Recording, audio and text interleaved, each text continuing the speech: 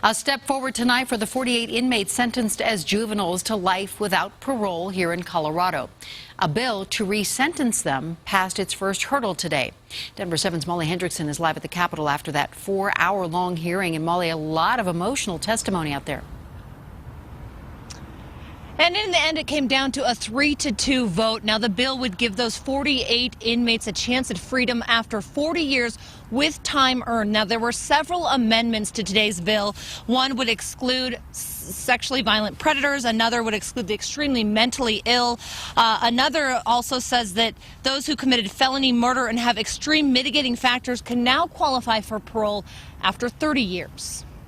Inside the Capitol, a struggle over life and death. I just always hope that life without parole weren't hollow words. And what to do with the 48 juveniles serving life without parole. We are all more than our worst acts. Many of these young men and women have done more in their time in prison than members of our communities. Colorado is one of 29 states revamping its laws. In Iowa, the governor commuted the sentences for juvenile lifers to 60 years. West Virginia took one of the most liberal stances, making them eligible for parole after 15 years. In Kansas, that magic number is 25.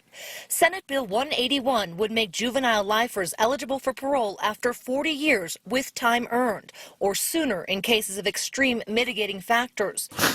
Hope for Davina Frazzini, who's never known her father outside prison walls. If you met my father, you would know that he deserves a second chance. He is remorseful for what he did. But for others, like Arthur Williams, whose cousin was murdered, no amount of time will heal the gaping hole that's left. The one that took this person away from me, he can just stay right where he's at.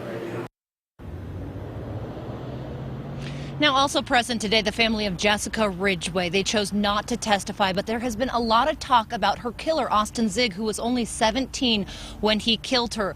But this bill he would not qualify for because he is considered a sex offender. Also, he's serving so many consecutive life sentences. They tell me he will likely never see the light of day. We're live in Denver tonight. Molly Hendrickson, Denver 7.